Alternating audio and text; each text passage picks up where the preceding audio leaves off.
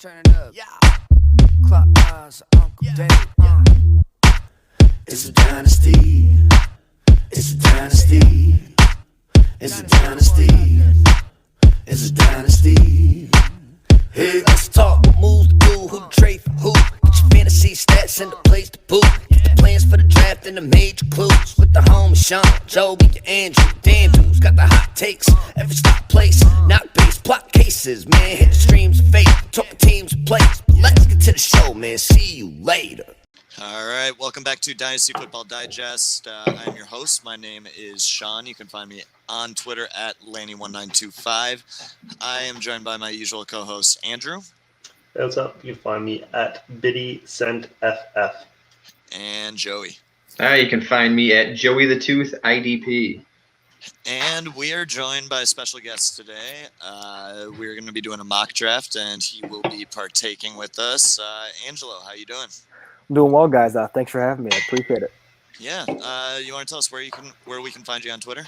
Yeah, you can find me at Angelo_fantasy. So a lot of what I do is prospect and rookie breakdowns for this year, the 2020 class, and especially running backs and receivers, and what we kind of look for in those guys like CeeDee Lamb, Jerry Jeudy, some of the upper echelon guys in this class, and what kind of makes them different than the guys in tier 2 and 3. Can you guys hear me? Yes. I can't hear you at all. Oh boy. So let's start over. All right, I'm exiting and I'm jumping back in, and we're trying from the top. I can't hear anything. Oh, Jesus. I was like, way to cut him off, Sean. Love it. I actually did a podcast about 2 months ago when the host didn't record the whole hour and a half. Brutal. I did an interview with somebody once, and I did that, like a whole 45-minute interview, and then I had to message him afterwards, and like, so I never Jesus hit fucking record. Christ. Huh. You guys, you there? You can hear Yeah. me? Good? Yeah, we can hear you. Can you hear us? Yeah, sorry, my stupid ass fucking brother just called me like midway through that. I'm sure he wants me to push his trade through that you made with him. Yeah. So He just accepted it. That's the problem with StreamYard is like if anything happens, like everything gets interrupted and it goes to shit, whereas Skype it doesn't. So Is that why you ghosted like 2 podcasts ago? We had to wait to close without you because you're like, yeah, I think so. I don't know what happened. Yeah, that I was think kind of, you were just gone. And I was like, all right, me and Andrew are just going to close this one down. Well, I came back, but you guys couldn't hear me at all. No. So, anyway, all right, let's do it again from the top. That was fucking bullshit. Sorry, Angelo. No, you're good. No worries. get dry run, guys. Sorry, you guys didn't hit record anyway, so that's on you. Yeah, I hit record. It's been recording this whole time. Oh, God damn it. All right. Yeah, it's on you. 325. Here we go. All right, welcome back to Dynasty Football Digest. I am your usual host, Sean. You can find me on Twitter at Lanny1925. As usual, I'm joined by Andrew. You can usually find me at BiddySendFF.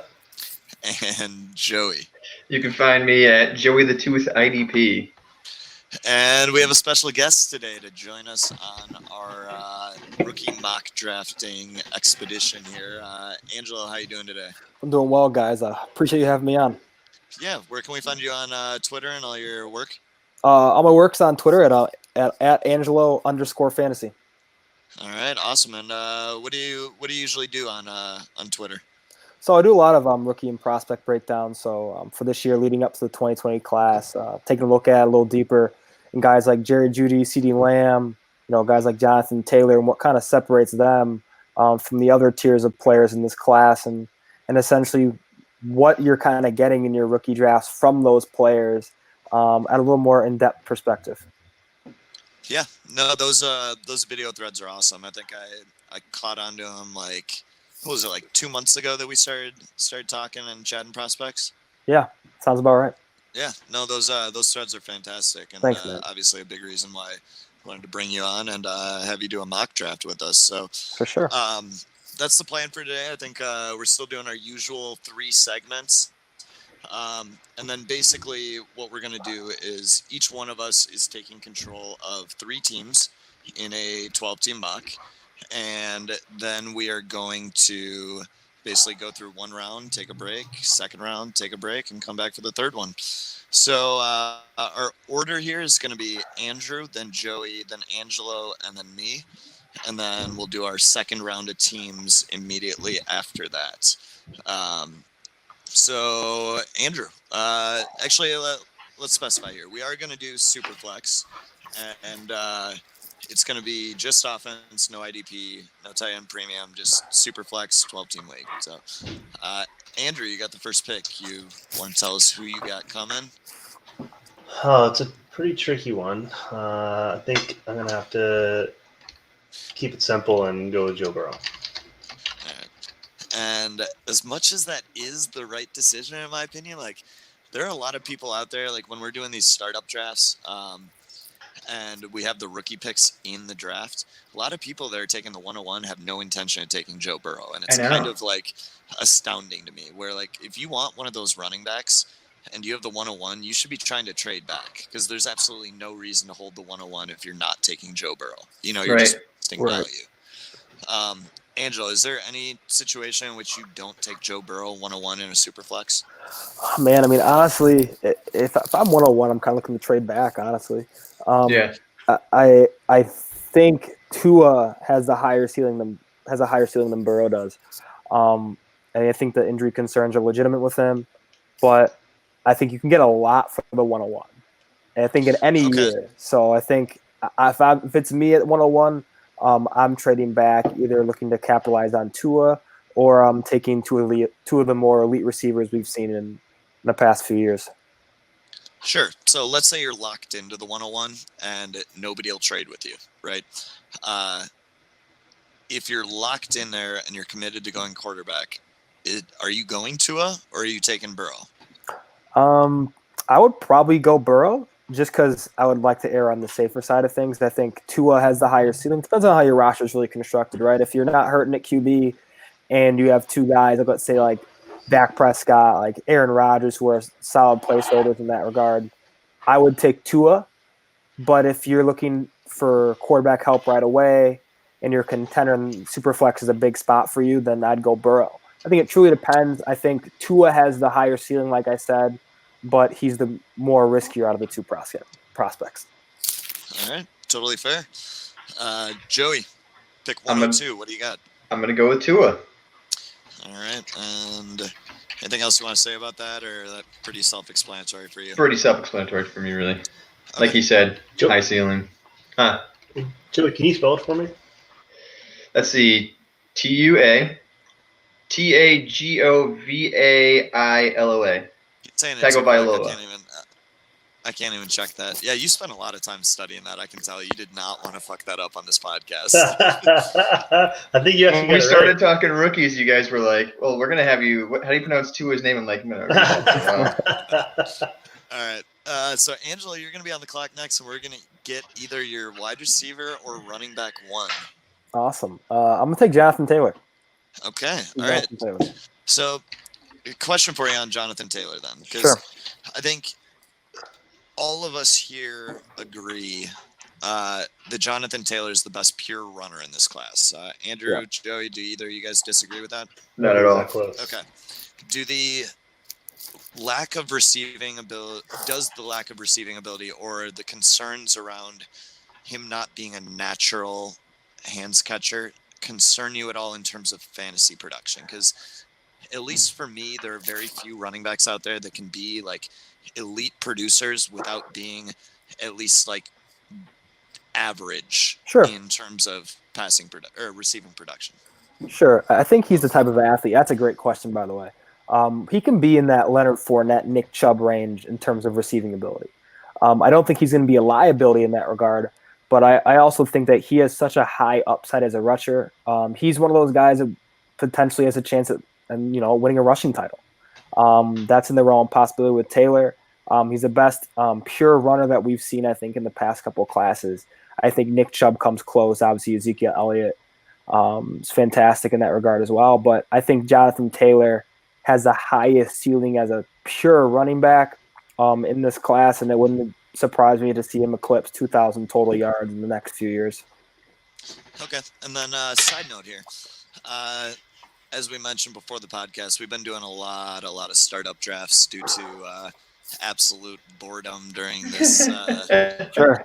I don't know, quarantine, social distancing, however you want to phrase it. 2 drafts in a row now. So like the first 2 drafts we've done on SleeperBot since rookies have been available in the actual draft. Jonathan Taylor has gone at the 109 of a startup. Is that too high for you, or do you feel okay with that? I mean, that's super flex tight end premium. That's pretty high. I mean, if you're taking, you're banking on him going to an unbelievably good landing spot, first of all. So, I mean, that's the tough part. Is it'd be a lot easier and a lot clearer if we kind of knew where he was landing. If this is post NFL draft, then you get a more definitive yes or no. But if you believe in Taylor as a talent, and there's 3 guys in this class that are tier 1 all pro type offensive talents, and he's one of those 3. And those type of guys don't grow on trees. So taking him at like a 109 in a super flex startup, I wouldn't really bat an eye at it, because I think he's the type of player that will be in that 109 or better conversation at this time next year. Okay. So for me, pick 4, I'm going J.K. Dobbins. I think, at least for me, in terms of fantasy production, he's one of the safest players in this class, just because I do think that he's going to get the draft capital. He's a good running back. He's not as good as Jonathan Taylor as a pure runner, but he also has that receiving ability. For me, J.K. Dobbins is just a really safe pick in terms of like somebody that I trust to be a consistent producer for the next 3 years on his rookie contract. Right. So have you changed your 2 in there, Sean? Are you like Dobbins over Swift now? Yeah, I think I do. Yeah. The difference maker for me is going to be landing spot. I mean, realistically, the 2 of them are whichever one gets the better landing spot is going to be the guy for me. So, Andrew, you are back on the clock at 105. Well, it was going to be a toss-up for me between Dobbins and Swift. You give me a hard time for taking Swift over Dobbins in that startup, but I just finished reviewing Swift's profile, so I'm going to go back to the well with DeAndre Swift. Yeah, I'm glad you came around finally. You really didn't like DeAndre Swift that much the first time we watched him. I mean, I liked him. I didn't dislike him. I just expected to like him more. I think because there was so much hype around him. There's like everyone has been talking about how he is, between him and Jonathan Taylor were like the number 1, number 2 running backs this class for basically since the whole offseason process began. And so when I watched this film, I was expecting to be blown away. And honestly, it was a good film, but it wasn't mind-blowing to me, I guess. He's not Saquon Barkley. No. Well, it's tough, too. Like, if you watch Jonathan Taylor's film and you watch him rushing, like, to watch somebody after him, it's kind of like, all right, well, he's not up to Taylor's status. Yeah. Right. But he does bring that receiving ability. I know, but in writing the article, I did a little bit more research on Swift as well, and I was surprised how, he didn't have a huge volume of receptions. I think because Georgia's not a high volume passing offense, right? And so there wasn't a lot to go around. So his market share was actually probably pretty reasonable, but I was expecting to have more like involvement, more splash plays in the passing game. All right, Joey, 106. First pick of your second team here. I'm going to go with the who I believe is the wide receiver 1 in CeeDee Lamb. Great All pick. right. Is the D capitalized? Joey? I think it is, isn't it? Yes, It is, yeah. It's capitalized. CeeDee Lamb, also my wide receiver 1. I'm not going to argue with anybody that has Judy over him, but I think for me it's Lamb. Angelo, you're going to have the next pick. I'm assuming it's going to be Judy. I could be wrong here, but Nope, you are absolutely right. I'll take Jerry Judy. Is he your one, or is he your wide receiver 1, or no?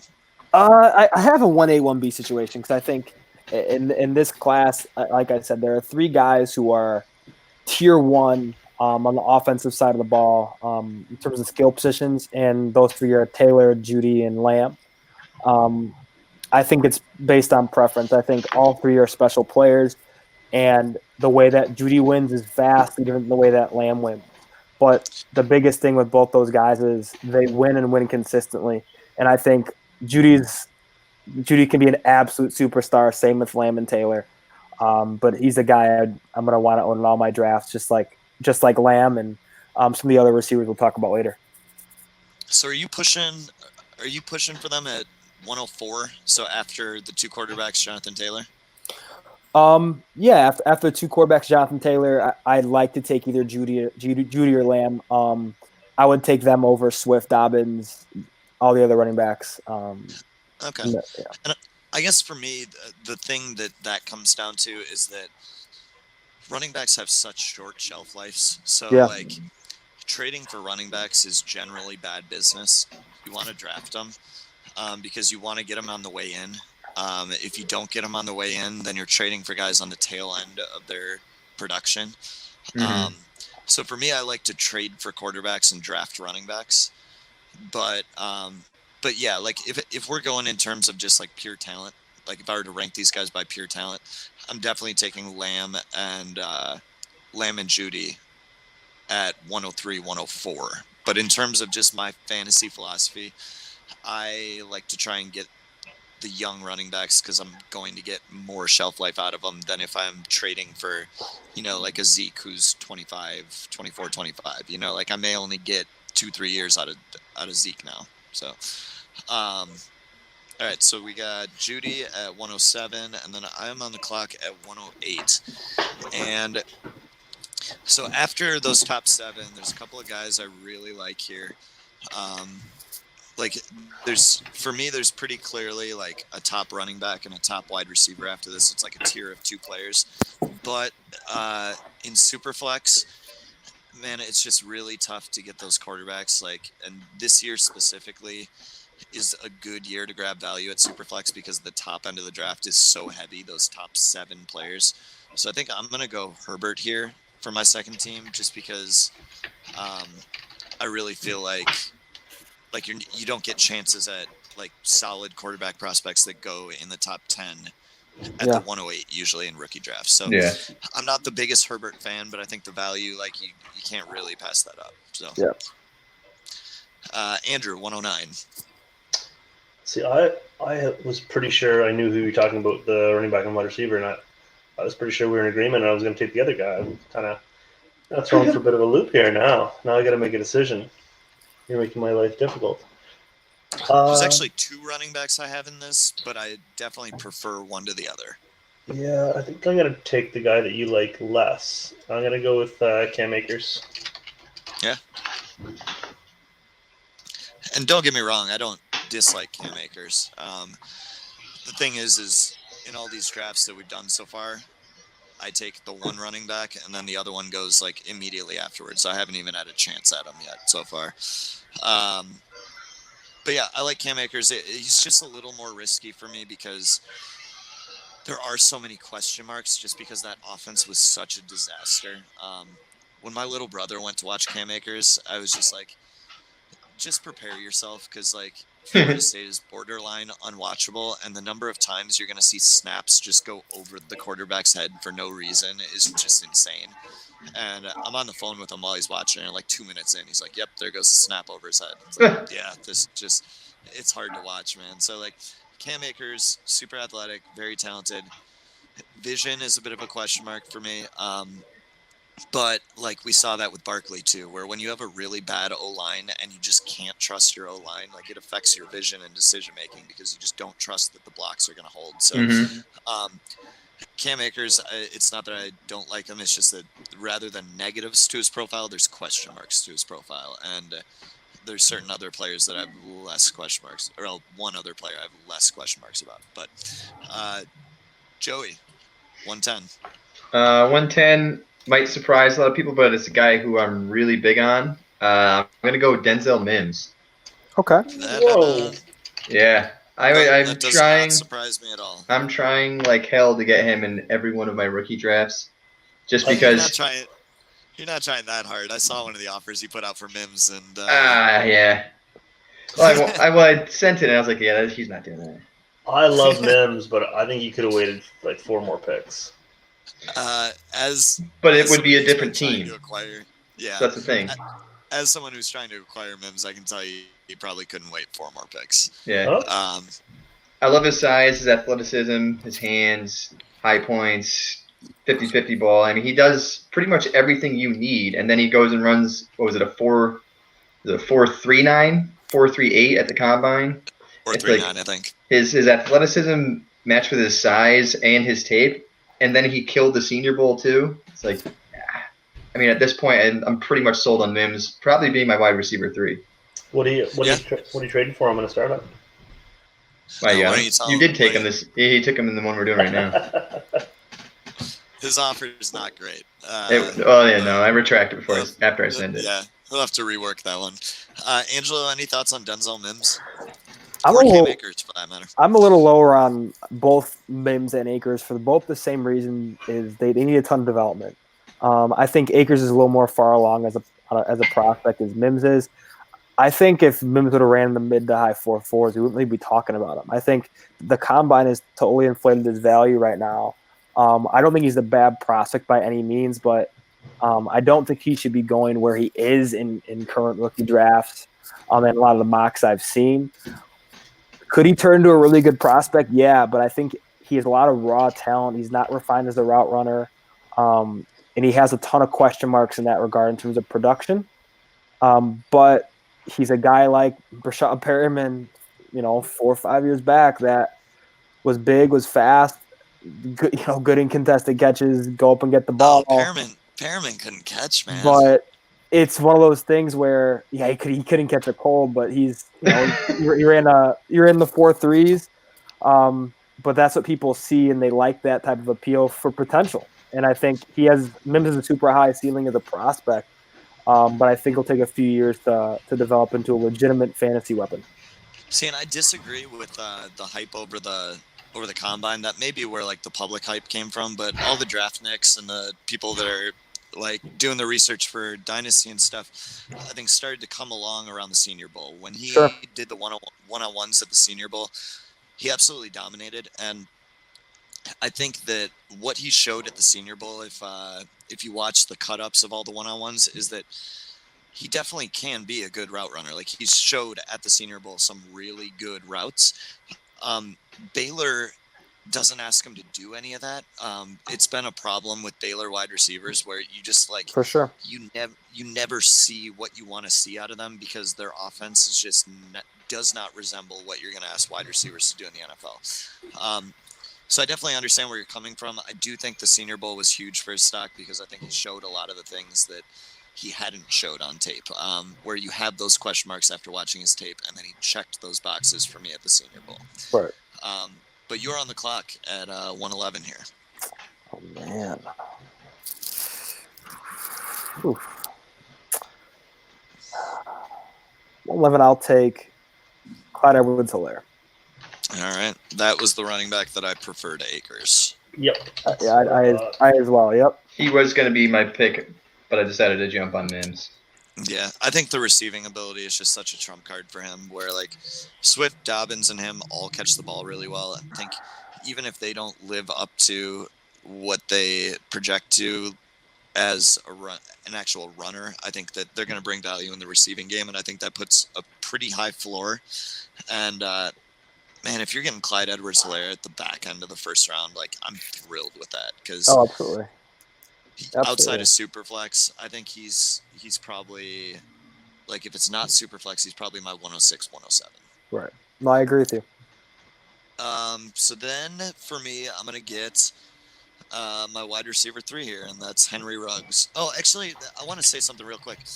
When you were talking about the production for Mims too, the analytics model I put together actually really liked him.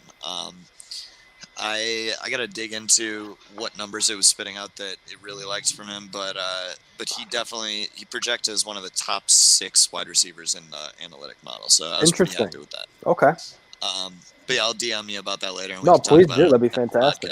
Love the information. Yeah. So yeah, Henry Ruggs here. He's my wide receiver 3. I think that yes, there are production concerns here. While I definitely care about production and all that, I think that all of the receivers I'm kind of looking at in this area, Chenault, Rager, T. Higgins, Henry Ruggs, they all have question marks around them. I'm not quite ready to pull the trigger on someone like Zach Moss or Keyshawn Vaughn yet. So I think I got to go wide receiver. And while the production isn't great, I think that his question marks are a lot more explainable than Rager's or Chenault, where Chenault has the injury concerns and Rager has serious issues catching the ball.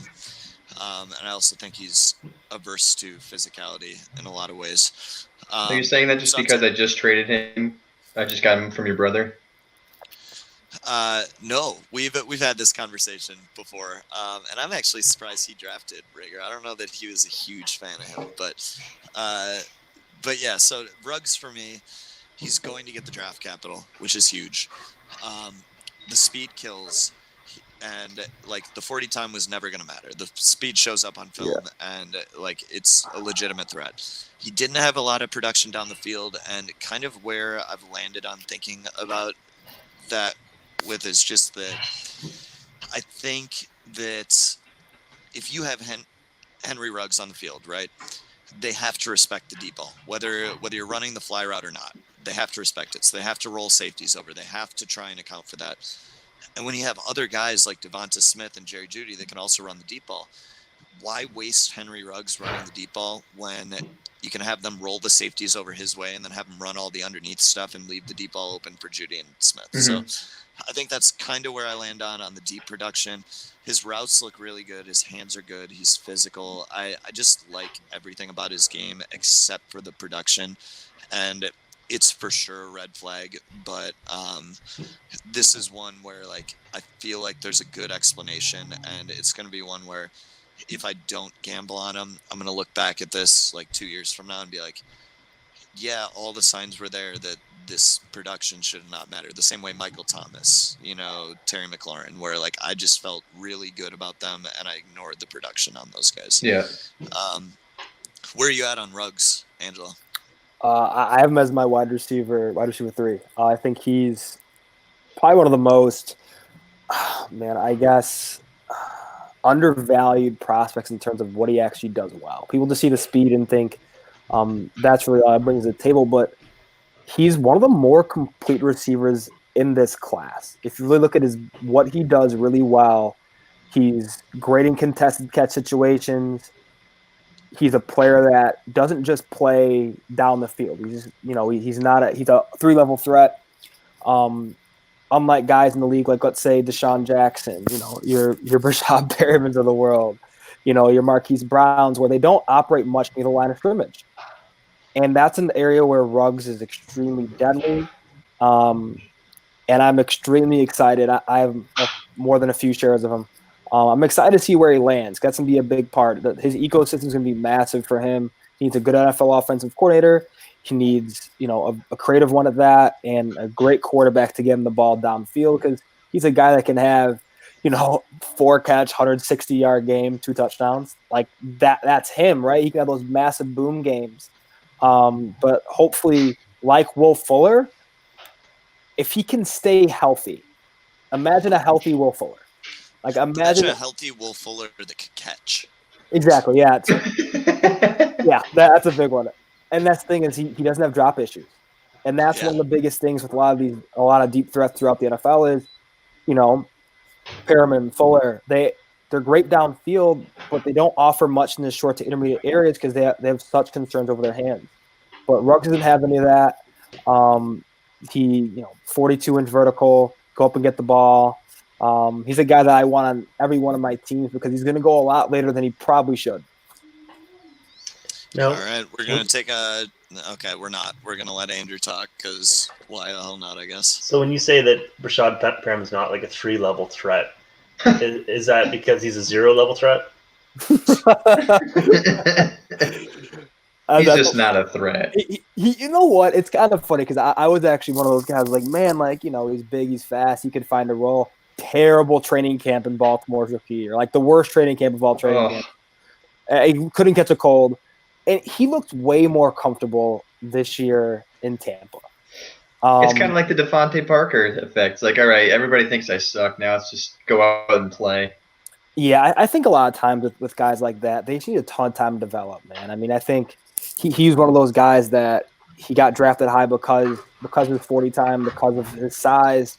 But I think he can be a viable third level threat in the NFL. I don't think Perriman will be a viable fantasy option ever, but I was happy to see him turn his career around a little bit. All right. With that, we're going to take a short little break, and we'll be back for round 2.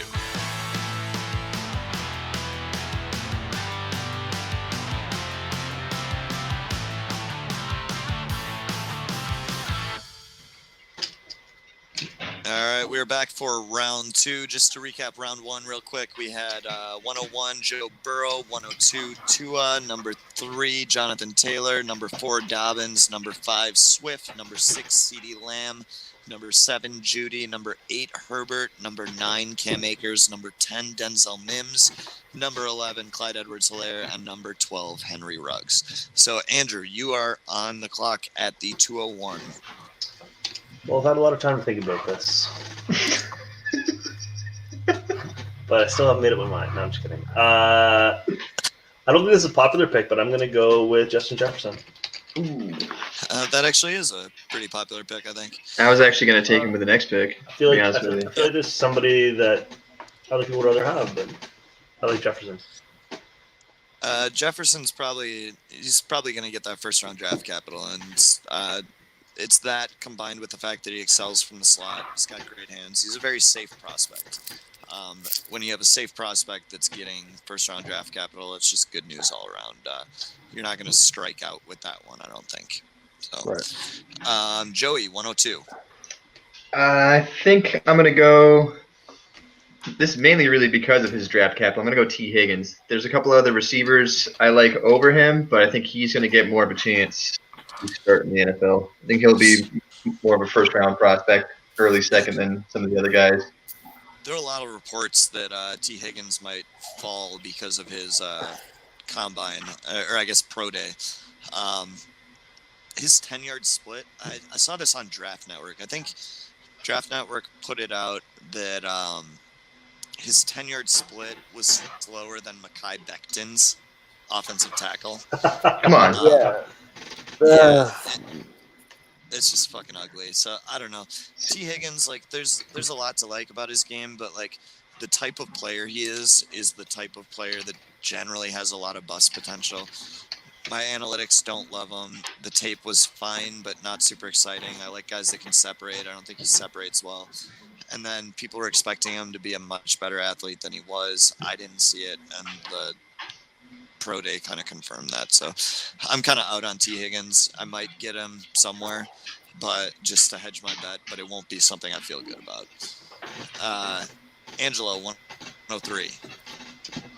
I'll take Jalen Reagor. Right. Big fan of Reagor and what he did at TCU, despite having probably one of the worst quarterback situations in a while. It was ugly. Oh, Shea Patterson terrible. would like a word. Oh, yeah, that wasn't good either. Poor Donovan Peoples-Jones, not good. Yeah, man, all those receivers over at Michigan. No, I like Reagor a lot. The hands concern me a little bit, but like the upside is insane. Yeah, I don't know. His speed, explosiveness, his ability to elevate, like it's all good.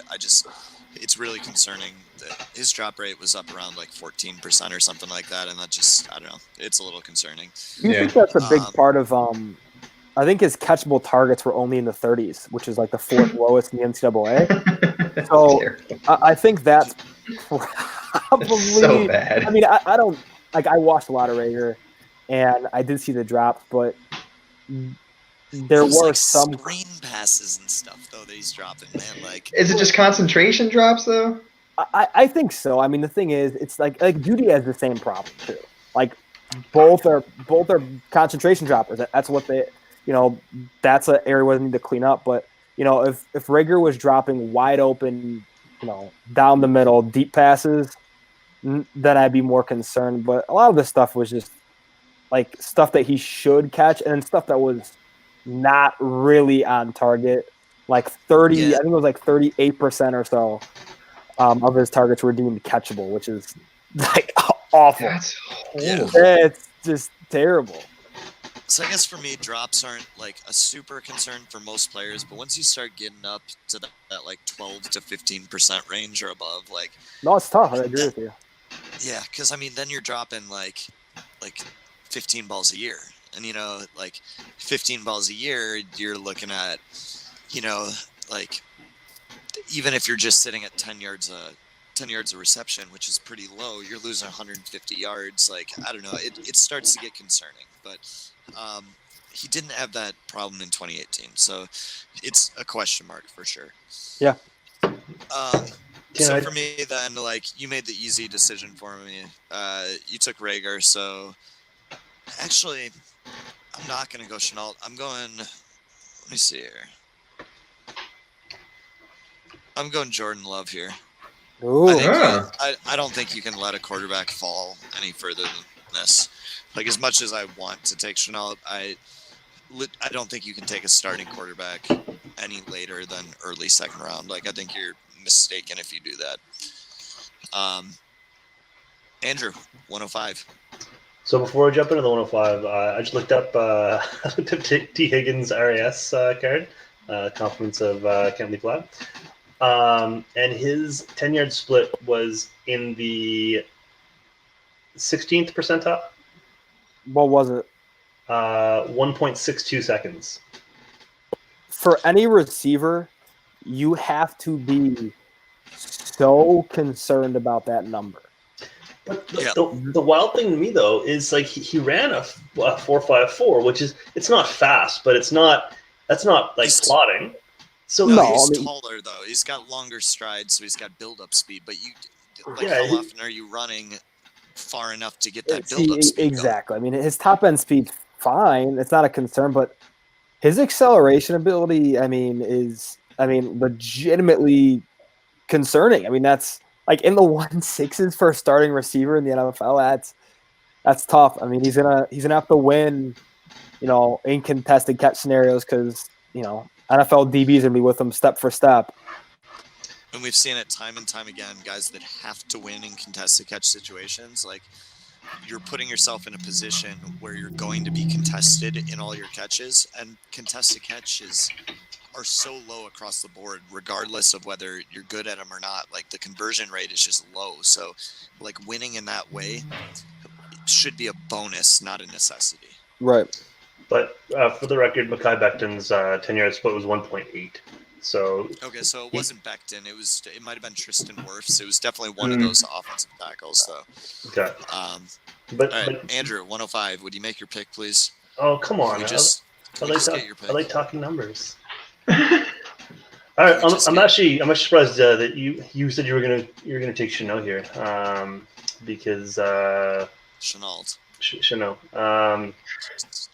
Just because I think you're higher on this guy than I am, and I'm gonna go with Zach Love. You're gonna go with what? No, that's not the right name. Zach Moss.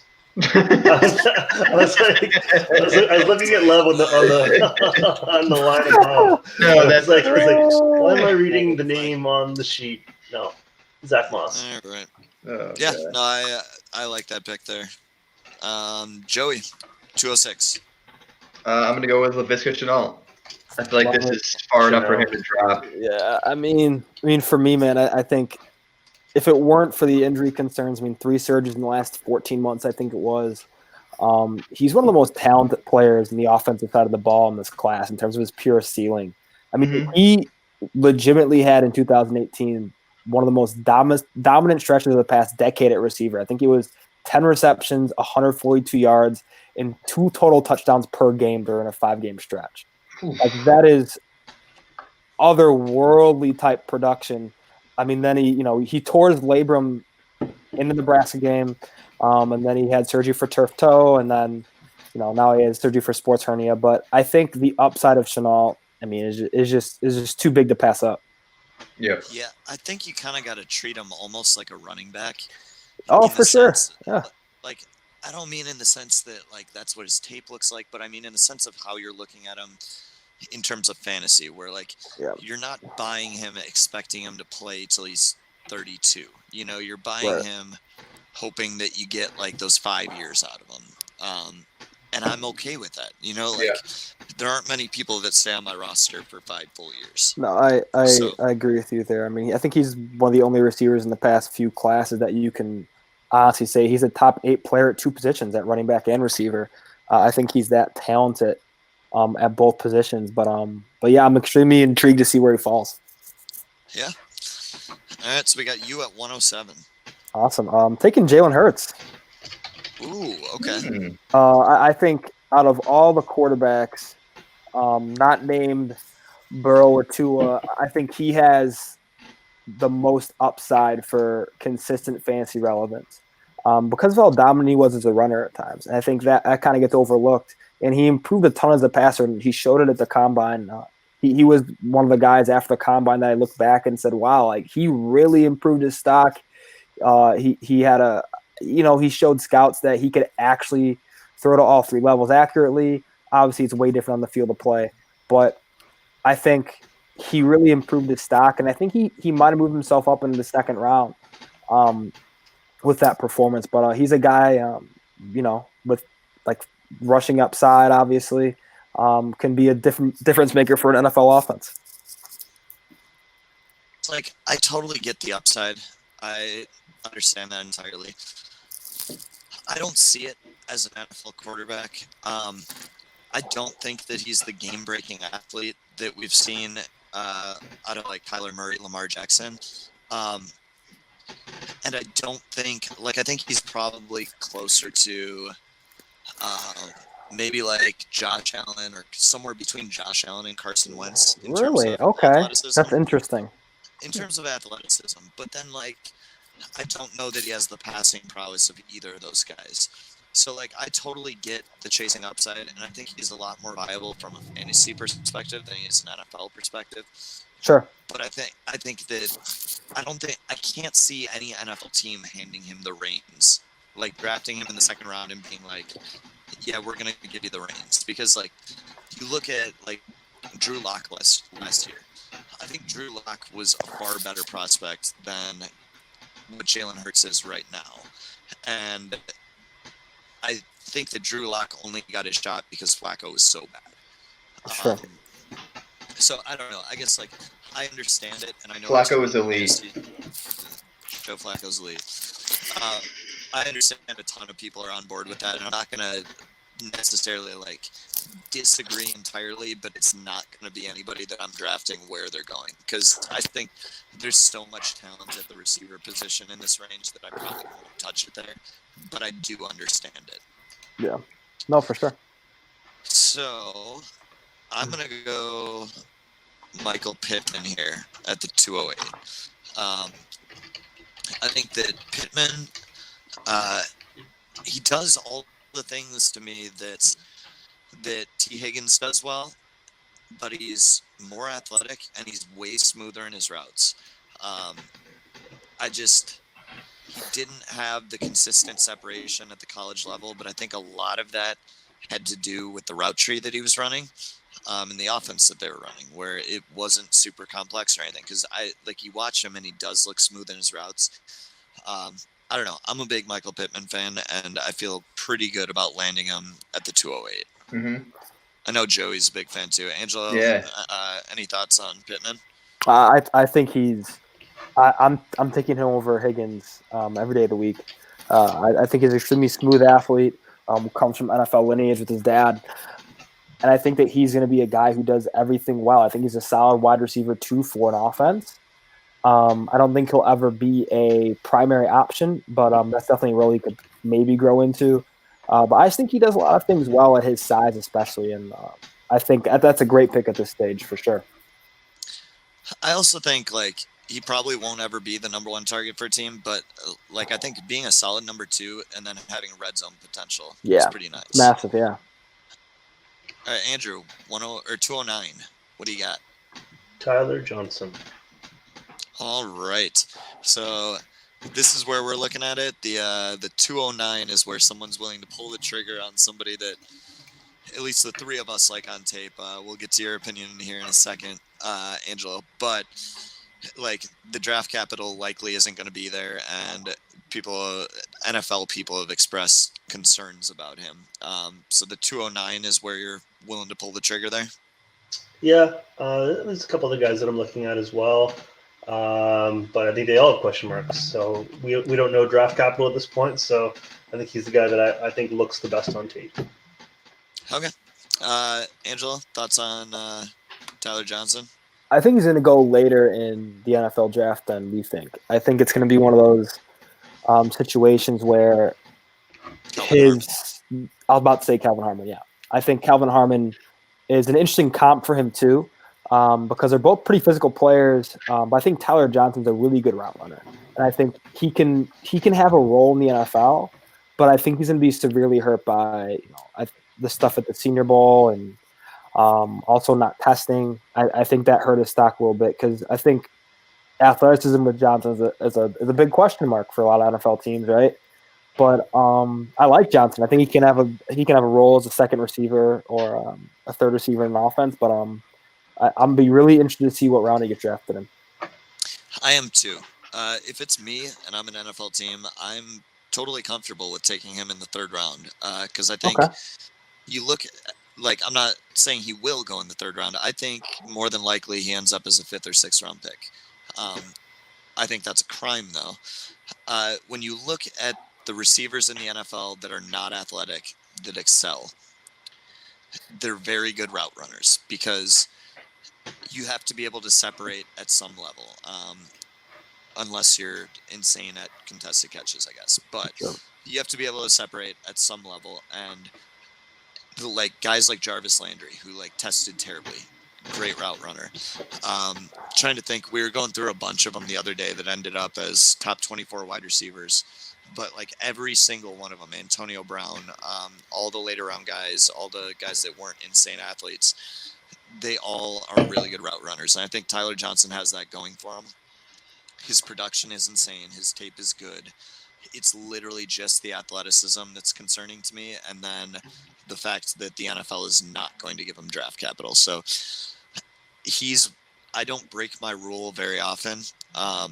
He's one I will probably break my rule for, where I try and take wide receivers only that go in the first 3 rounds.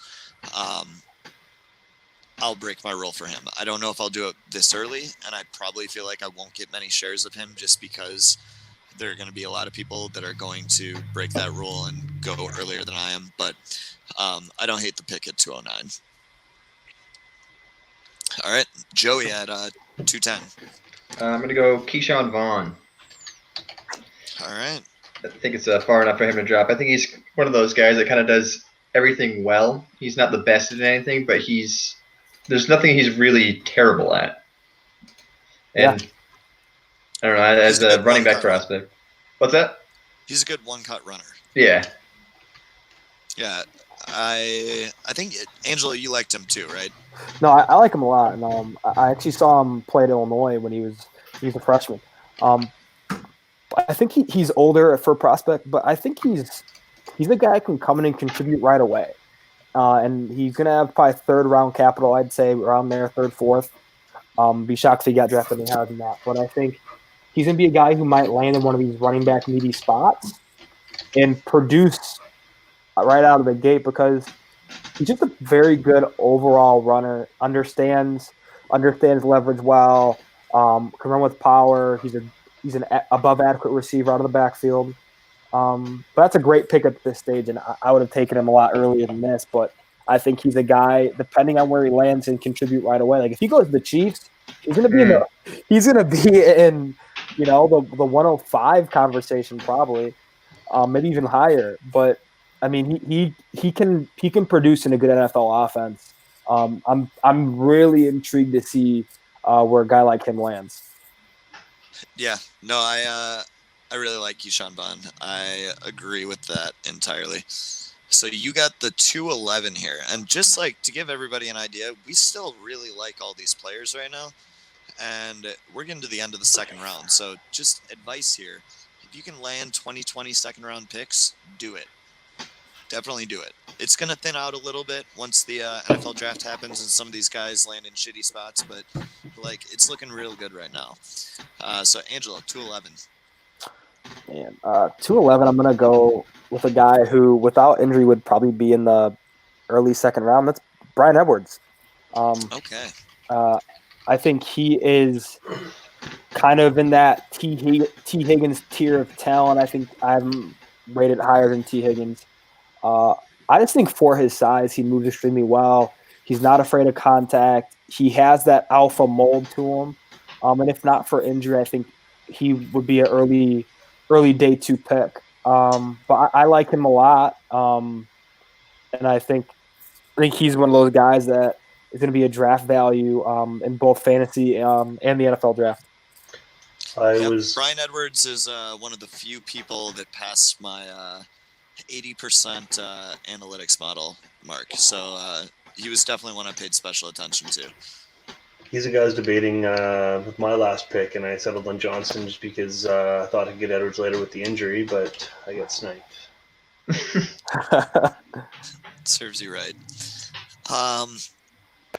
Okay, now it gets kind of interesting because I think for me, there's a couple of guys left here. All right, I'm gonna go based on who I think I can let fall here. I am going to, with the 212, take Brandon Ayuk. I was not as high on Ayuk as you guys, but apparently I'm still the first one to draft him. I think he's just got really big play potential. He does a lot of things really well. He's definitely got some question marks around him, and I don't think he's ever going to be that like number one wide receiver. But I think that he can definitely be a guy that gets like decent volume, like maybe Stephon Diggs from last year volume, but has like some really big plays. And I don't mind that. So if he can end up in that like 60 to 75 reception range and then just like use his athleticism and run after the catchability to put up some good yards per reception, I'm totally into that. So Brandon Ayuk at the 212. And with that, we're going to take a short break and we'll be back for round 3.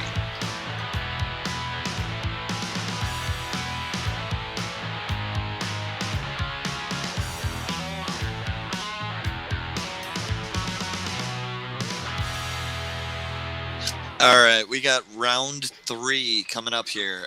So to recap round 2 real quick, we had Justin Jefferson, T. Higgins, Jalen Reagor, Jordan Love, Zach Moss, or Zach Love, as Andrew likes to call him, Laviska Shenault, or Shenault, as Andrew likes to call him. And I'm the one with that pronunciation. He's French. Jalen Hurts, Michael Pittman, Tyler Johnson, Keyshawn Vaughn, Brian Edwards, and Brandon Ayuk. And for everybody that hasn't done all of their film watching, those are all really good prospects. Like the second round is pretty solid top to bottom. I feel like the 208 kind of has a little bit of a cutoff where Tyler Johnson, Vaughn, Brian Edwards, Ayuk all kind of have question marks around them that you really don't have above that. But overall, just really good second round. So, Andrew, the 301 on the clock. What do you got for us? I'm really surprised that you took Ayuk because I do like him more than you. So, kind of. I guess not. It's I guess I've had a couple minutes to think about it. I'm going to take the first tight end of the draft, and I'm going to pray that he converts to tight end, Chase Claypool. Oh man, this is what I was gonna do. I was gonna give a whole explanation about how I just hope he gets tight end eligibility because I hate all these tight ends. But no, I actually really like that idea, and I've been doing that in a couple of the leagues I'm in where I'm taking Chase Claypool and just like fingers crossed that you get that tight end eligibility. Same thing with Isaiah Simmons, where Simmons will definitely excel as a linebacker too, but I'm just like really hoping he gets that safety eligibility. Yeah, like I'm really hoping for that. So no, I like the Claypool pick here, even though I don't really like him as a player. I think that in terms of production, how that compares to tight end prospects, I think that's a really nice pick. Angela, did you like Chase Claypool? Because I don't think any of us really felt strongly positively about him as a wide receiver prospect?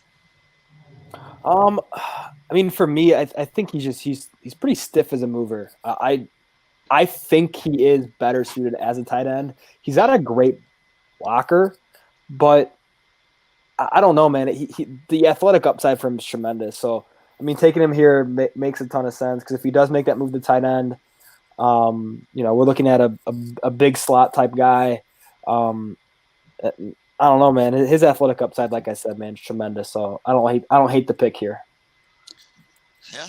Well, I got one guy I'm really hoping falls to me. So Joe, you're on the clock, and please do not take him.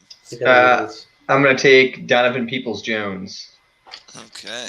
I've looked a little more into him. He doesn't have good short area quickness, and his route running's okay, but he's like the number one spark athlete of the wide receivers at the combine. He's shown well that he can adjust to poorly thrown balls because he got them all from Shea Patterson. He's a good red zone threat. He had 14 touchdowns his last 2 seasons.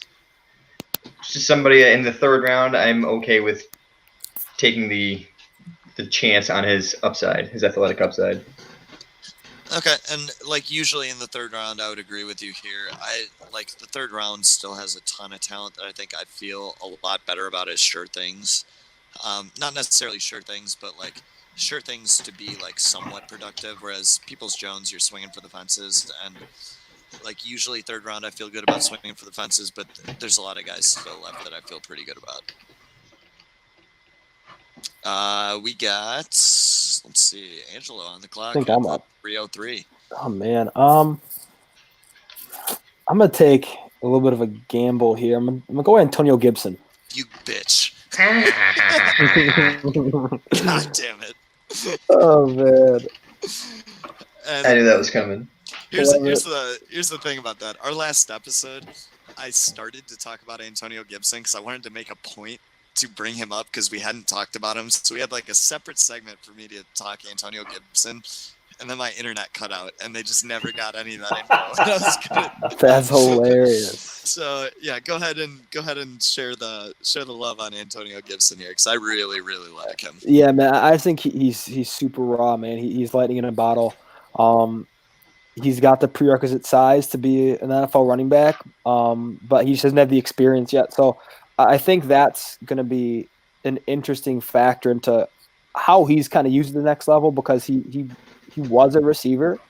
But I think he could be a really interesting pass catching option for an NFL offense and grow into a potential 3-down role. Like I said, he has a prerequisite size. He just needs room to grow and develop. And I think he could be a really interesting player in the near future. Yeah, I really like him, and when you watch his snaps from when he was playing running back, like he looked good, man. And Yeah, like he did. his tackle breaking ability and his contact balance is really good. His hands are really good. The problem is his routes are not that good. Yeah. And honestly, like I think he's a more polished running back than he is wide receiver, despite playing wide receiver position. And to me, like that kind of indicates that he may not ever be that route runner that we want him to be, just based on his athleticism. Like his athleticism should project to be like potentially a really good route runner, but he just hasn't shown it. So I don't think he wins against cornerbacks at the next level, but like you put him in the backfield and you match him up against linebackers and he is going to tear them up. Like you can run that wheel route and just hit the seams and stuff, and like he's going to eat. So I don't know. I really like Antonio Gibson, and unfortunately these startups we've been doing, he's going in like round 11. It's like, what the fuck? I thought I liked Antonio Gibson. Apparently I don't, because he's going in round 11 of startups, which is just stupid. That's crazy. Yeah, it's infuriating because I just want one share, but I'm not willing to spend an 11th round startup pick on him. No, I agree. All right, so then I'm on at the 304, and that fucking sucks. All right, well, I'm gonna go with kind of the lighter version for me, and I'm gonna take Lynn Bowden, another player that I think could do wide receiver or running back. And I think that like in the right offense, he can be a playmaker. I think he's electric with the ball in his hands, and I think he's got good hands. Like he didn't get to show as much at wide receiver as you'd like to see, but like he's just a playmaker. And like you put a playmaker on the right team, and like I think that can be very valuable in terms of fantasy. So for me, I would much rather take the player who is like a proven playmaker over the guy that's a proven athlete. Yeah. All right, we got Andrew back on the clock. Yeah. Wait. I wish that Angela hadn't sniped you because then you sniped me. So I had a couple guys Oh, in Angela's mind. fault. Absolutely. We should have never had him on this podcast. I should take Joey's sweetheart, but I'm not going to. I thought about that too, but I was only going to do it if I was picking right before him. I was going to trade back with you.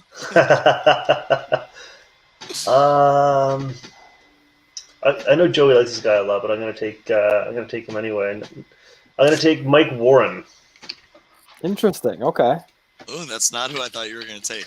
No, I know that's not Joey's sweetheart. I'll let Joey take One it. of them. He was my original sweetheart. Yeah, but no, I really like the film that I watched on Warren, and it was relatively early in the process, so I still was kind of developing an eye for film. But I thought he showed a lot of potential, like we talked about, really well rounded, but not necessarily, excelling in one area.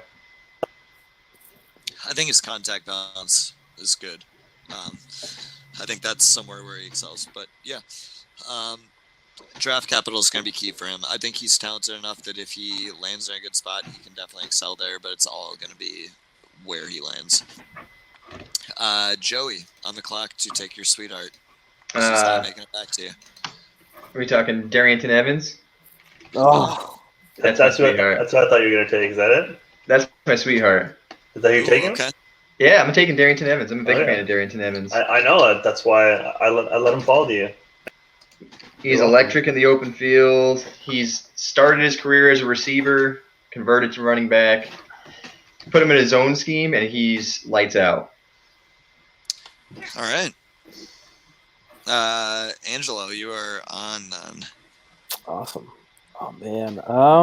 You're gonna snipe me again because this. No, next I guy don't. that I don't think gonna I'm going to, man. I'm gonna take Eno Benjamin. That's who I was gonna take. I love it. I I mean, was he's like, a- this guy's fallen way Oh, too far. Like he I should know, not have right? fallen to the third round. No, man, I think he's really a guy that I've liked Benjamin for a couple of years now, and I think the versatility he displays through contact and how well he takes contact for a guy who's south of 205 pounds. I think he is an interesting prospect, and kind of like some of these other guys we're talking about, like Keyshawn Vaughn and some of the others, is where they get drafted is going to be huge. Because I don't know if any of these teams that need running backs are going to spend a ton of capital on them. So he could be a guy that's drafted in the late third, fourth round that could end up in a really favorable spot, and his ADP would just skyrocket because of it. But like third, fourth round for running back is pretty good capital. Like Solid capital, yeah. I don't think he's going to be. I don't think he's past the fourth rounder. But I mean, if you're a fourth round pick, let's say this for example, he's a fourth round pick and he's on the Kansas City Chiefs, or would you take second round pick Cam Akers and he's in Philadelphia splitting time with Miles Sanders? You know what I mean? Like that's tough. Yeah, no, you're absolutely right. Yeah, no, so snipe me 2 picks in a row, great. Okay, so this leaves me in like an interesting situation because like now I'm sitting here with all of these guys kind of in the same exact tier. So just out of spite, nah, I'm not gonna do that. Just out of spite. I'm gonna take Van Jefferson here. I am not like we just kind of hit the place where I'm not a huge fan of any of these guys' tapes. there's still a couple of wide receivers that I like their tape more than Van Jefferson for sure. But I think that Van Jefferson's getting a lot of hype from like NFL people. Yeah. And this is kind of where like none of these guys' tape is so good that I'm going to ignore their draft capital. And I feel like Van Jefferson is going to get better draft capital than some of these other wide receivers on the board. And Eno Benjamin was kind of the last running back that I would be willing to take in the, well, there's one more that I'd consider taking, but he was the last one that I was really, really considering in the third round. So Right. Van Jefferson.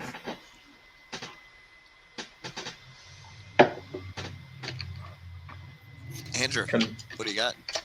Well, I'm really having a difficult time believing that you guys let Colin Johnson fall to me.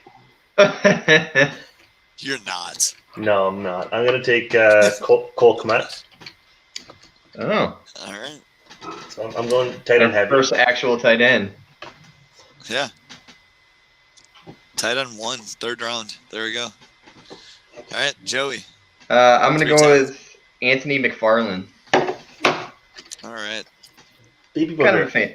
What's that? Baby Booger. Baby Booger. Baby Booger's Okay. good. Okay, so is he or is he not related to Booger? Because like, Yeah. I didn't It's think his he son. was. It's his son. Okay, but are you sure? Because then like somebody came out and said it wasn't, and then I fact checked it and it didn't look like it was. Does anybody know for sure? All right, quick break to Google.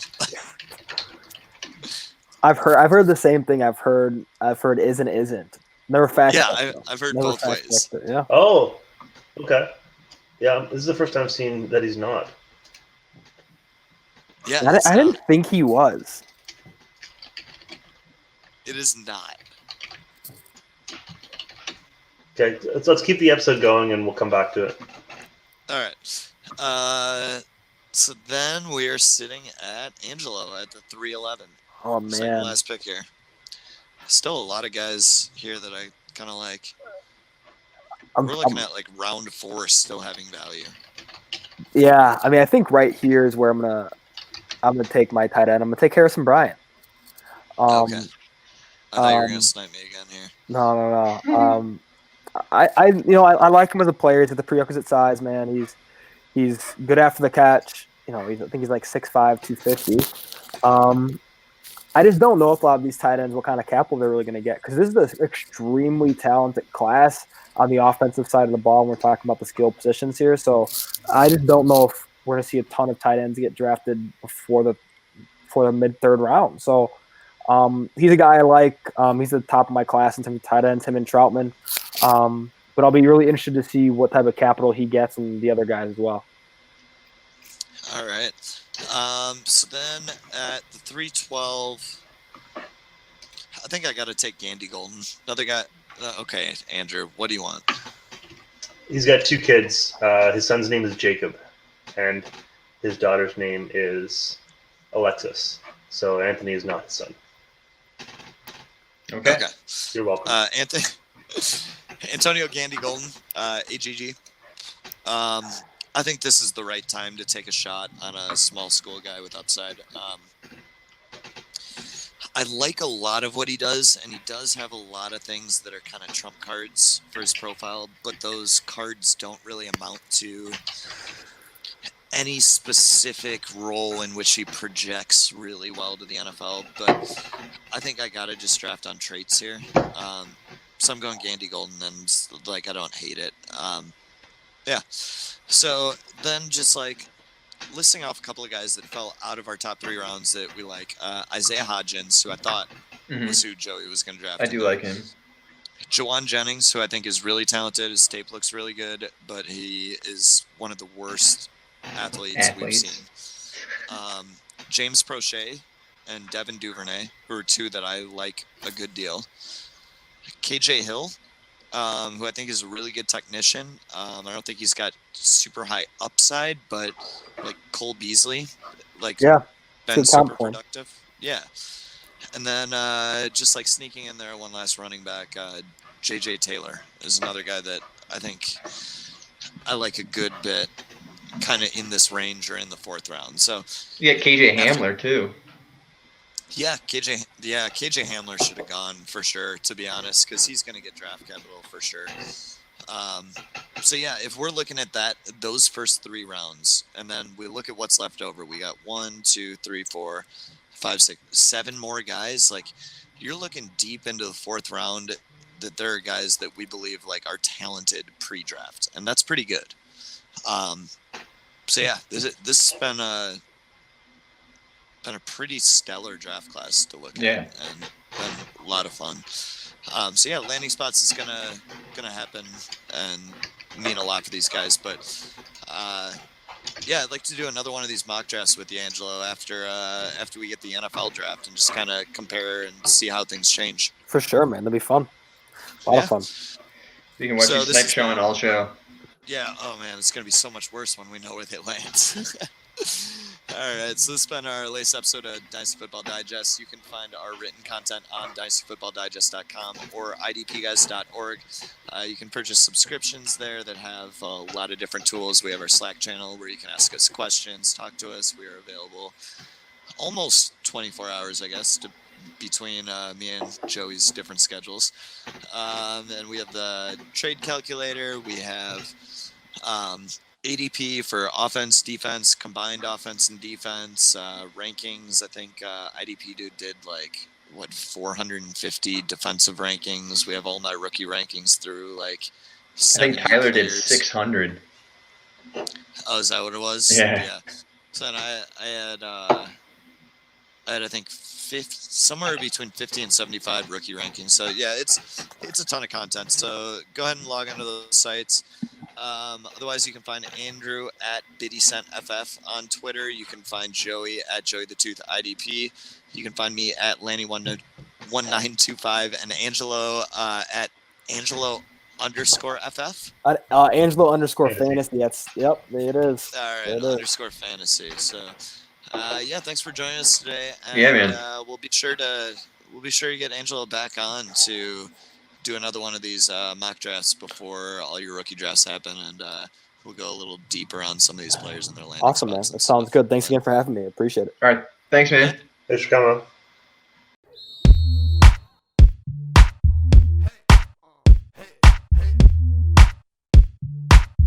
Thanks for listening. Dynasty Football Digest. Make sure you hit that subscribe button. Nasty day. Got you, homie. Good production right here.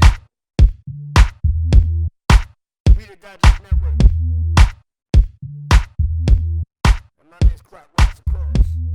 Shout out to Uncle David.